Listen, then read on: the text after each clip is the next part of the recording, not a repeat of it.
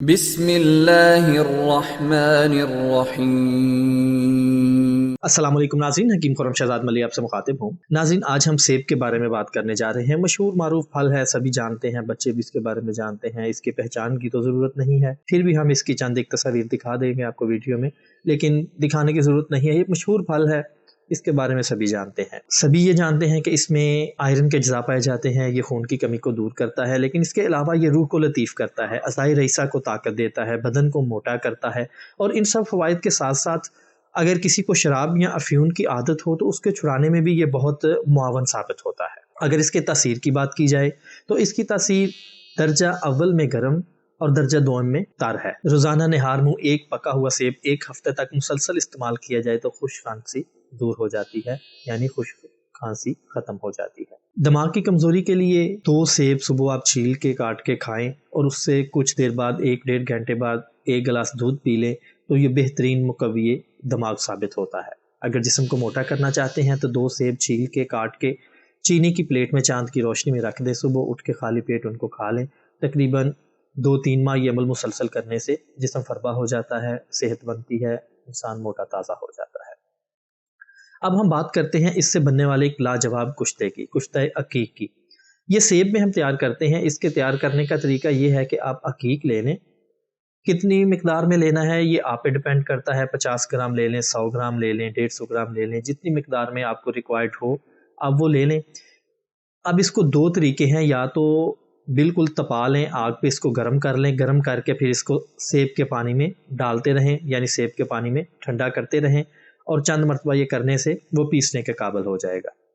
دوسرا طریقہ یہ ہے کہ اس کو ہامن دستے کی مدد سے اچھی طرح باریک کر لیں۔ باریک کرنے کے بعد کھرل میں ڈال کے 1 بوتل یعنی 1 لیٹر نتھرا ہوا آب سیب جو ہے وہ تھوڑا تھوڑا ڈال کے اس کو اچھی طرح رگڑتے رہیں، زوردار ہاتھوں سے کھرل کر لیں۔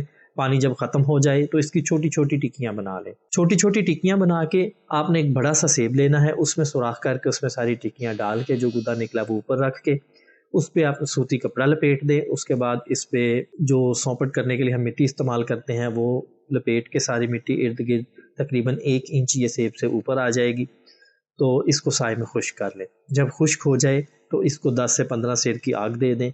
آگ دینے کے بعد سرد ہو جائے تو اس کو نکال لیں۔ جب نکال کے آپ اس کو گھر میں ڈال کے پیسیں گے تو بالکل یہ نرم ہاتھوں سے پس جائے گا۔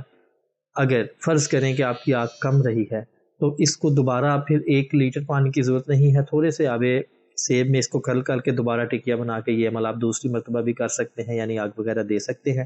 تو یہ ایک بہترین مقوی دماغ، اعضائے رئیسہ کی طاقت کے لیے، دل کی طاقت کے لیے، خاص کر کے جو موسم چل رہا ہے ساون بھادوں کا، اس میں بزرگوں کا جو دل ہے وہ بہت گھبراتا ہے، بہت پریشانی محسوس کرتے ہیں، تو آپ سیب کے مربے کے ساتھ ان کو 1 رتی تک یہ دیں، لاجواب رزلٹ کا حامل ہے، بہترین تاثیر رکھتا ہے۔